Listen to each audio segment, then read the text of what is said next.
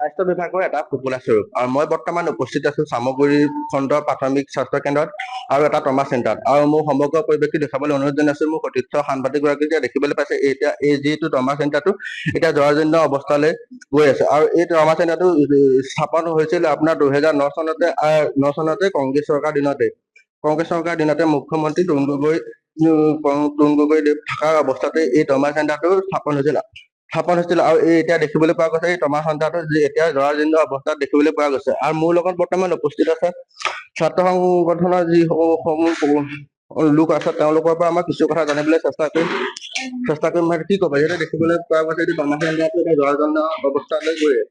নাই নিশ্চয়কৈ চাওক, আপোনাৰ চামগুৰি এই ট্ৰমা চেণ্টাৰটোৰ অৱস্থা দেখিলে অতিকৈ পুতৌজনক। আমি নিজেই আমি হতচকিত হৈ পৰিছো। বিগত কংগ্ৰেছ চৰকাৰৰ দিনত নিৰ্মাণ কৰা এটা কোটিটকীয়া প্ৰজেক্ট চামগুৰি ট্ৰমা চেণ্টাৰটো কিন্তু আজিলৈকে কাৰ্যক্ষম হৈ নুঠিলে।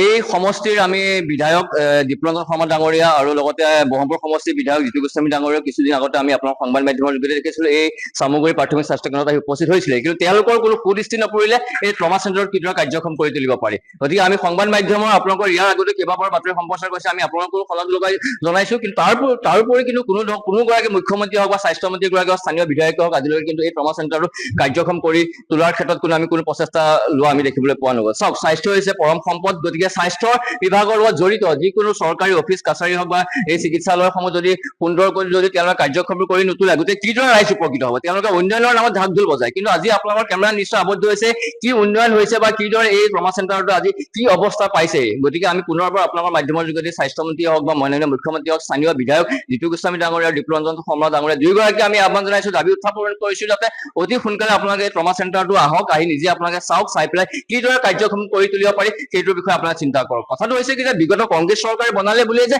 বিজেপি চৰকাৰে নবনাব বা ইয়াৰ কাম নকৰিব সেইটো নহয়। এই সকলোখিনি হৈছে আমাৰ সম্পদ, ৰাজ্যৰ সম্পদ, অসমৰ সম্পদ। গতিকে এই সম্পদসমূহ আপোনালোকে কিদৰে পুনৰুজ্জীৱিত কৰিব পাৰি তাৰ বিষয়ে আপোনালোকে চিন্তা চৰ্চা কৰিবৰ কাৰণে আমি পুনৰবাৰ আপোনালোকৰ মাধ্যমৰ যোগেদি আমি আহ্বান জনাইছো।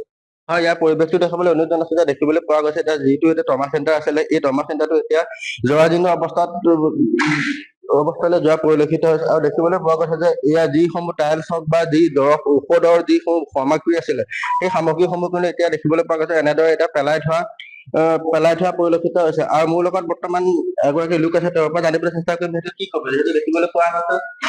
হয়, নিশ্চিতভাৱে এটা কথা ক'বলগীয়া যে অসম চৰকাৰে যি স্বাস্থ্য কেন্দ্ৰ উন্নয়ন হৈছে বুলি যি ঢাক ঢোল বজাই যি শ্লোগান দি আছে, বৰ্তমান এই চামগুৰি প্ৰাথমিক স্বাস্থ্য কেন্দ্ৰ ইয়াৰ এটা উন্নয়নৰ নমুনা। 2009 চনতে যিটো ট্ৰমা চেণ্টাৰ ৰাইজৰ বাবে যি আগবঢ়াইছিলে কংগ্ৰেছ চৰকাৰৰ দিনত তেতিয়া মুখ্যমন্ত্ৰী আছিলে প্ৰয়াত তৰুণ গগৈদেৱ আৰু চামগুৰি সমষ্টিৰ বিধায়ক আছিলে ৰকিবুল হুছেইন ডাঙৰীয়া। কিন্তু অতি পৰিতাপৰ বিষয় আজি 2025 চন পৰ্যন্ত এই চামগুৰি যিটো ট্ৰমা চেণ্টাৰ জৰাজীৰ্ণ অৱস্থাত। গতিকে ইয়াত যিসমূহ টাইলছ আছে বা লাইট আছে, ফেন আছে, সেই ফেনসমূহ ইয়াৰ পৰা চোৰাই লৈ যোৱা কিন্তু আমাৰ কিন্তু পৰিলক্ষিত হৈছে। এটা পৰিতাপৰ বিষয় যে ইয়াত যি দুগৰাকী বিধায়ক আছে, চামগুৰি সমষ্টিৰ বিধায়ক দীপৰঞ্জন শৰ্মা ডাঙৰীয়া আৰু ব্ৰহ্মপুৰ সমষ্টিৰ বিধায়ক আপোনাৰ সন্মানীয় জিতু গোস্বামী ডাঙৰীয়া আৰু যিগৰাকী সাংসদ কামাখ্যা প্ৰসাদ দাসা ডাঙৰীয়া, তেওঁলোক তিনিওগৰাকীকে আমি জাতীয়তাবাদী যুৱ ছাত্ৰ পৰিষদ পৌনিগুদাম আঞ্চলিক সমিতিৰ তৰফৰ পৰা আমি অনুৰোধ জনাইছো যে এই যিটো ট্ৰমা চেণ্টাৰ আছে এই ট্ৰমা চেণ্টাৰটো বৰ্তমান কাৰ্যক্ষম কৰি তুলি পেলাই চামগুৰি বা পৌনিগুদাম ৰাইজৰ বাবে আগবঢ়াই দিবলৈ আমি অনুৰোধ জনাইছো। এই কাৰ্যকৰী যদি নকৰাকৈ এটা